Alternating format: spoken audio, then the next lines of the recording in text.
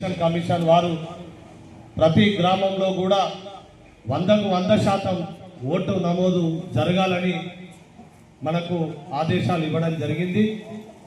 గౌరవ కలెక్టర్ గారి ఆదేశాల మేరకు జగిత్యాల జిల్లాలో ఉన్నటువంటి ప్రతి గ్రామాన కూడా ఈ యొక్క ఓటర్ అవగాహన కార్యక్రమాన్ని ఏర్పాటు చేయడం జరిగింది. కావున గ్రామ ప్రజలందరికీ మనవి చేస్తున్నాం, ఈ వచ్చే ఎన్నికల్లో ప్రతి ఒక్కరు ఓటు హక్కు కలిగిన ప్రతి ఒక్కరు కూడా తమరు ఓటు హక్కును వినియోగించుకోవాలని సందర్భంగా తెలియజేస్తున్నాం. మరి ఓటు అనేది భారత రాజ్యాంగం మనకు కల్పించినటువంటి హక్కు. కావున ఈ యొక్క హక్కును అందరూ కూడా వినియోగించుకోవాలని కోరుకుంటూ దీనిపై ఒక పాటను వినిపించాల్సిందిగా మా ప్రవీణ్ కోరుతున్నాం. ప్రజాస్వామ్యమున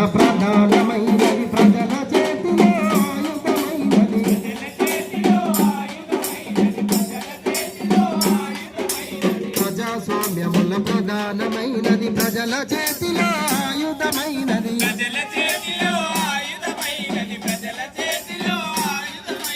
అపూర్వమైనది రా ఓటు అమూల్యమైనది రా. ప్రజాస్వామ్యమున ప్రధానమైనది ప్రజల చేతిలో ఆయుధమైనది ప్రజల చేతిలో ఆయుధమైనది. రాజు కడుపున రాజు పుడతనని వాదాన్ని పాటేసినది.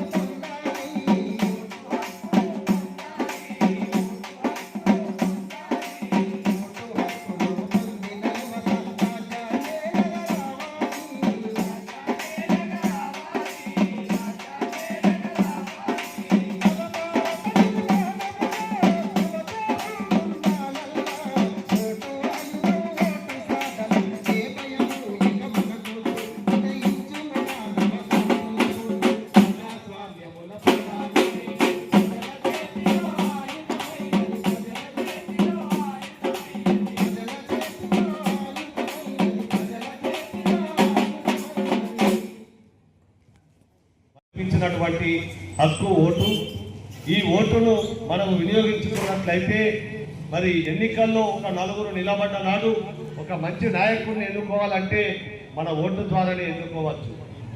ఇవాళ భారత రాజ్యాంగం ప్రతి పౌరుడికి సమాన హక్కుగా కల్పించిందే ఓటు హక్కు. ఓటుకు రాజు పేద అనే తేడా లేదని మా ప్రవీణ్ చెప్పినట్టుగా ఓటు అనేది మనకు వజ్రాయుధం. దయచేసి అందరూ కూడా 100% ఈసారి ఓటు నమోదు చేసుకొని ఓటు హక్కులను కూడా వినియోగించుకొని మరి తప్పకుండా అందరూ కూడా పోలింగ్ లో పాల్గొనాల్సిందిగా కోరుతున్నాం. ఇవాళ రాజకీయాలలో యువతకు ఎక్కువ అవకాశాలు కల్పించాలని, మరి యువత దేశానికి పట్టుకొమ్మలు లాంటి వారు, మరి తప్పకుండా ప్రతి ఎన్నికల్లో కూడా మరి యువత పాల్గొనాలని సందర్భంగా కోరుతున్నాను. అంతేకాకుండా ఇవాళ మనము మరి ఎలక్షన్ ద్వారానే మనకు మంచి నాయకుడిని ఎన్నుకునే అవకాశం ఉంటుంది. నచ్చని వాడిని కూడా మనం ఓడగొట్టేటువంటి అవకాశం ఉంటుంది. నిలబడ్డ నలుగురు మనకు నచ్చకపోతే నోటాకైనా ఓటును వినియోగించుకోవాలని సందర్భంగా కోరుతున్నాం.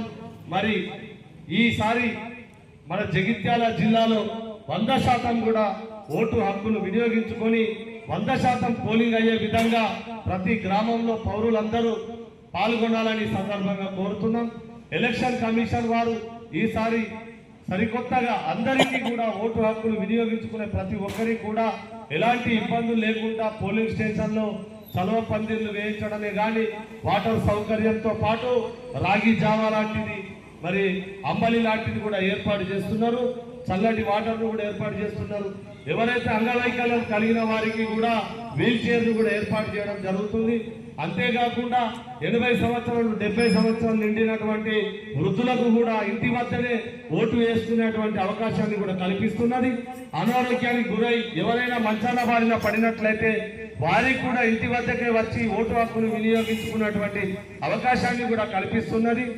అంతేకాకుండా ఎలక్షన్ కమిషన్ వారు సరికొత్తగా ఇప్పుడు ఈ ఓటింగ్ లో పాల్గొన్నటువంటి వారందరికీ కూడా ఎక్కడైతే ఓటింగ్ ఎక్కువగా నమోదు చేసుకుంటారో ఆ ఊరును గుర్తించి ప్రత్యేకంగా గౌరవ కలెక్టర్ గారు ఆ ఊరి ప్రత్యేకమైనటువంటి మరి ఏమంటారు బహుమతిని కూడా ఇచ్చేటువంటి అవకాశం కూడా ఉన్నది.